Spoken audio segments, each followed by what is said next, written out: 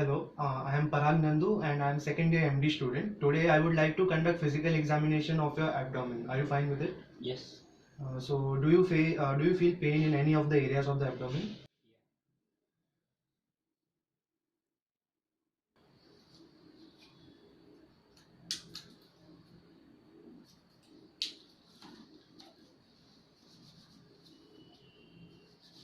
Before examining the abdomen, make sure that the patient has emptied his bladder. Then ask the patient to lie down and relax. Expose the supine patient's lower abdomen by raising the gown to below the nipple line and the drape below the suprapubic level. Inspect the skin for scars, striae, dilated veins, rashes, or ecchymosis. Inspect the symmetry and contour of the abdomen. Is it flat, rounded, protuberant, or markedly concave or hollowed?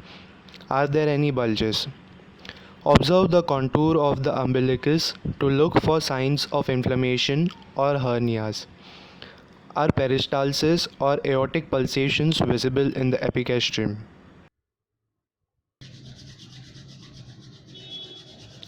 Warm your hands and your stethoscope.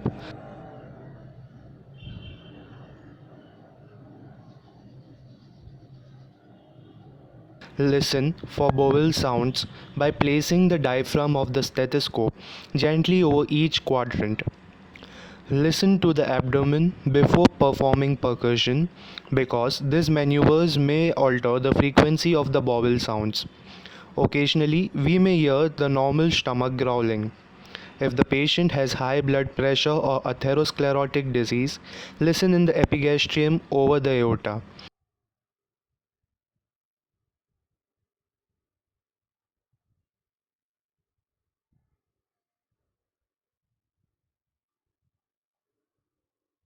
Then listen over the iliac arteries and the femoral arteries.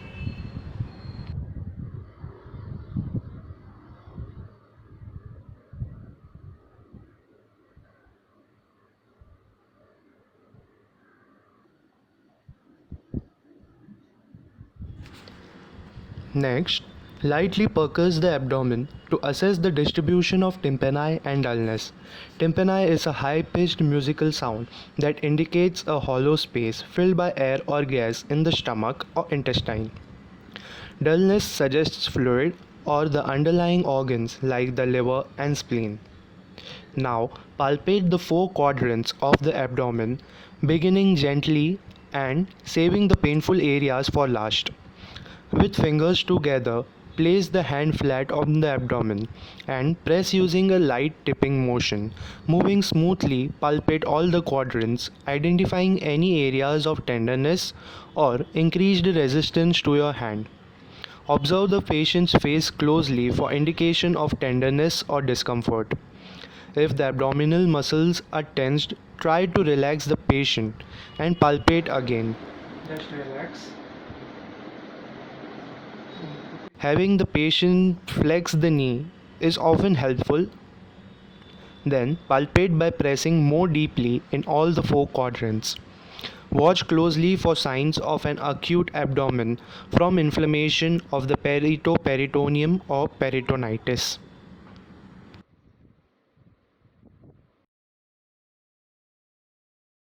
Examining the liver. Percuss the span of the liver. First, locate the mid-clavicular line. Use a light to moderate percussion strike, starting at a level below the umbilicus in the right lower quadrant. In an area of tympani, percuss up towards the liver. Identify the lower border of dullness in the mid-clavicular line.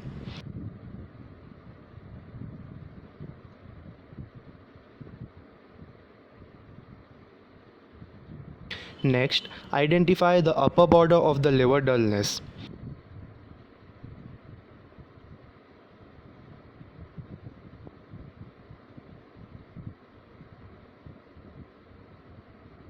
Measure the span of the liver dullness.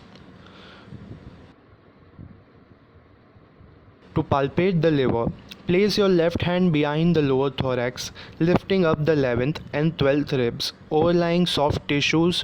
Place your right hand just below the right upper quadrant, lateral to the rectus abdominis muscle, and well below the lower border of liver dullness. Press gently in the abdomen and ask the patient to breathe deeply. Try to feel the liver edge as it moves down.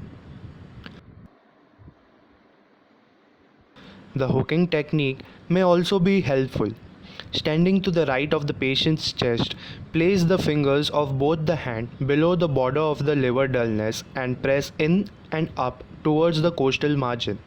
Ask the patient to take another deep breath.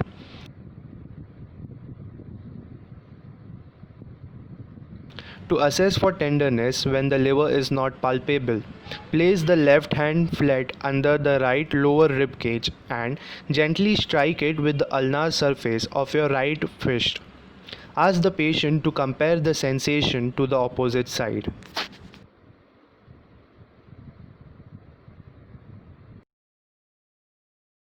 Examining the spleen. To palpate the spleen, to assess its size, reach over and around the patient with your left hand to support the left lower posterior rib cage and the overlying structures. Place your right hand below the left costal margin and press towards the spleen.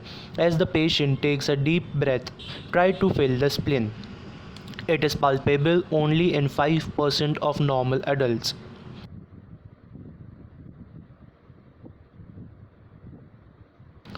Alternatively, ask the patient to turn on to the right side with the leg somewhat flexed at the hips. In that position, gravity may bring the spleen towards the right into a palpable location.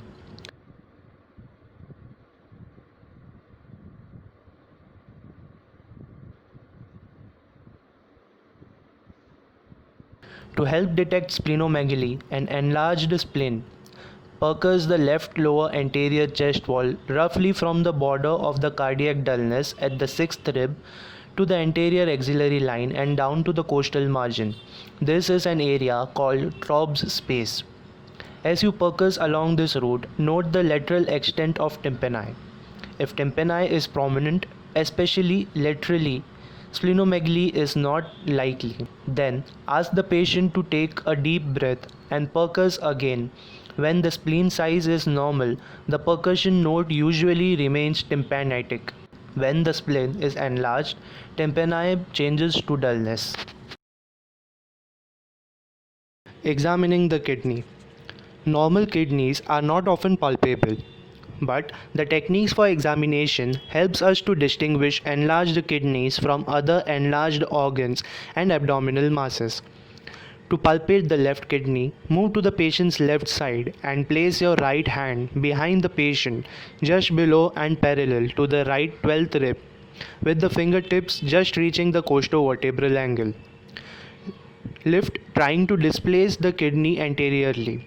Place your left hand in the left upper quadrant lateral and parallel to the rectus muscle. Now ask the patient to take a deep breath.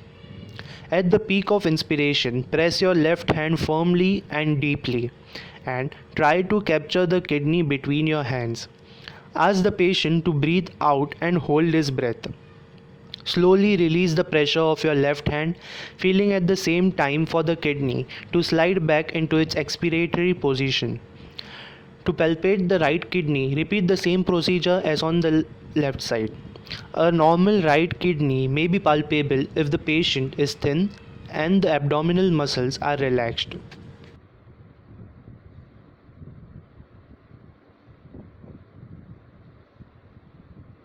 To assess the aorta, press the upper abdomen slightly left of the midline and feel for the aortic pulsations. Now, try to assess the width of the aorta, especially in older smokers who are at the risk for abdominal aortic aneurysm. Pressing gently with the hand on each side of the aorta, try to estimate its width. Normally, it should be less than 3 cm. With the patient sitting up, assess for costovertebral angle tenderness or CVAT, seen in pyelonephritis. Place the ball of the left hand on each costovertebral angle in turn and strike it with the ulnar surface of your fist. Normally, there is no tenderness. Special techniques. Two additional techniques are testing for shifting dullness, percussing the border of tympani and dullness with the patient supine.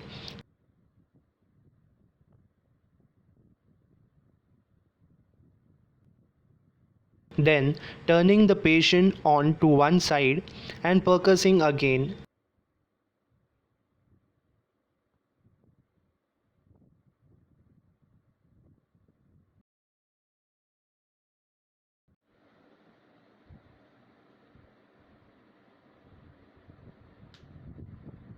And testing for fluid wave by tapping one flank sharply with your fingertips while you feel on an opposite flank for an impulse transmitted through the fat. We must also assess possible appendicitis by searching carefully for an area of local tenderness called McBurney's point, which lies 2 cm from the anterior superior spinous process of ilium on a line drawn from the umbilicus. Palpate for rousing sign and referred rebound tenderness. Press deeply and evenly in the left lower quadrant, then quickly withdraw your fingers. Palpate the tender area for guarding rigidity and rebound tenderness. Assess the psoas sign. Place your hand just above the patient's right knee and ask the patient to raise that thigh against your hand. Alternatively, ask the patient to turn on to the left side, then extend the patient's right leg at the hip. Flexion of the leg at the hip makes the psoas muscle contract. Extension stretches it. The obturator sign. Flex the patient's right thigh at the hip with the knee bent and rotate the leg internally at the hip.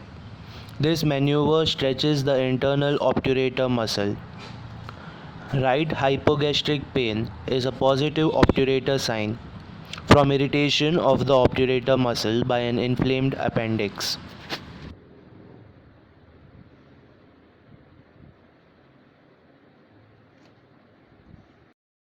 Murphy sign. When right upper quadrant pain and tenderness suggest acute cholecystitis, hook your left thumb or the fingers of your right hand under the costal margin at the point where the lateral border of the rectus muscle intersects with the costal margin. Alternatively, palpate the right upper quadrant with the fingers of your right hand near the costal margin.